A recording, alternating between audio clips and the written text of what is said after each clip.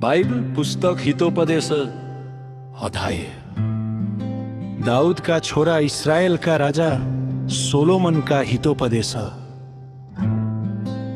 जसद्वारा मानिसहरूले बुद्धि र अनुशासन प्राप्त गर्नेछन्, अन्तर्दृष्टिका कुराहरू बुझ्नेछन्। ती एक अनुशासित र विवेकी जीवन जिउनेछन्। चात सोझाहरू विवेकशील बन्नेछन्।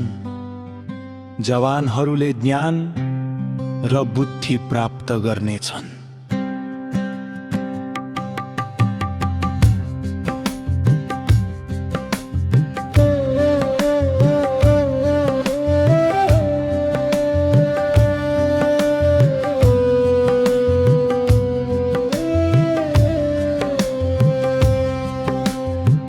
बुद्धिमानले सुनुन् र तिनीहरूको ज्ञान बढोस्, र विवेकशील व्यक्तिलाई अगुवाई मिलोस्।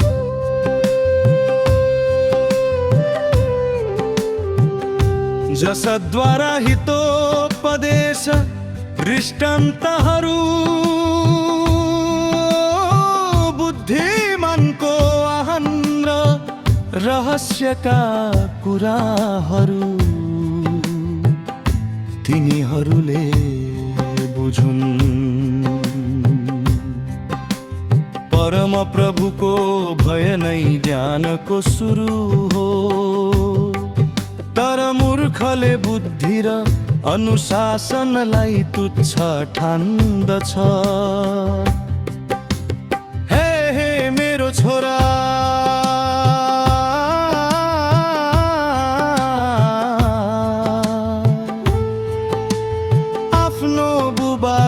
आदेश सुन र आफ्नी आमाको शिक्षा नत्याग। अन्ती तेरो शिरमा शोभाको मुकुट र तेरो गलामा सम्मानको हार हुनेछ। याद है मेरो छोरा, यदि पापीहरूले तँलाई बहकाउन खोजे भने तिनीहरूको बहकाउमा नलाग। याने तिनीहरू भन्लान्, आऊ हामीसँग कसैको रक्तपात गर्न ढुकी बसौँ, कुनै निर्दोषलाई लुट्न ढुकी बसौँ। ददा चिहानले निले झैं र गहिरो भड्खालोमा परी त्यसको पिँधमा पुग्नेहरूलाई झैं हामी तिनीहरूलाई पुरै जिउँदै निलौँ।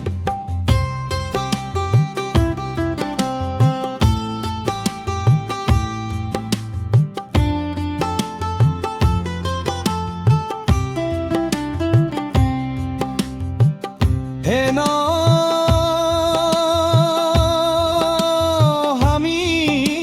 सबै किसिमका बहुमूल्य थोकहरू लिनेछौँ, र लुटका माल सामानले हाम्रा घर भर्नेछौँ। जदा तिमी हामीसँगै साझेदार हो, र हामी लुटको थैलोबाट बार्नेछौँ। हेले मेरो छोरा,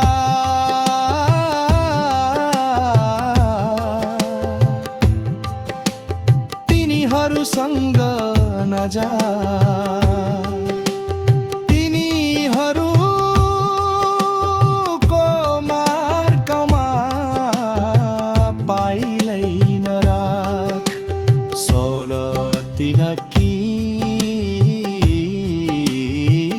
तिनीहरूका बाइला पाप गर्न तारिन्छन्।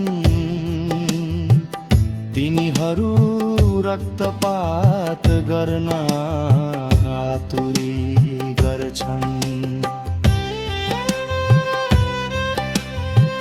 सबै पक्षीहरूका नजरको सामु जाल फैलाउनु कति व्यर्थ। यी मानिसहरू आफ्नै रगतको लागि ढुकिरहन्छन्, तिनीहरू आफै जाकिन ढुकिरहन्छन्। पिरम बेइमानीसित कमाउन पट्टी लाग्नेहरू सबैको अन्त्य यस किसिमले हुन्छ। यसरी धन आर्जन गर्नेको जीवन त्यसैले छिनेर लैजान्छौ।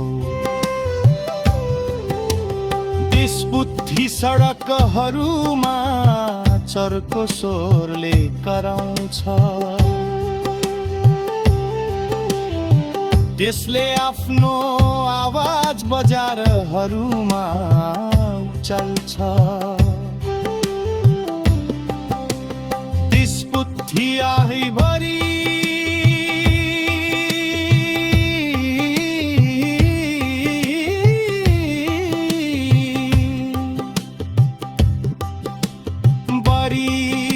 बरियरीका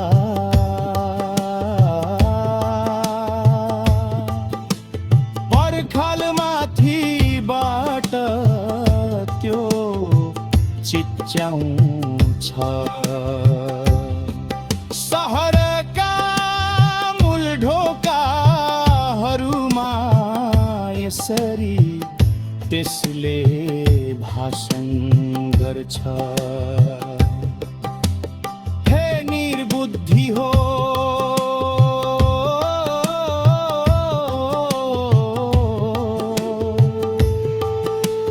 कहिलेसम्म तिमीहरू आफ्नो बुद्धिहीन मार्गलाई प्रेम गरिरहनेछौ। कहिलेसम्म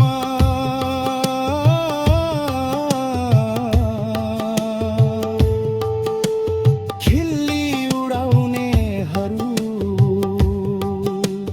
खिल्ली उडाइरहनुमा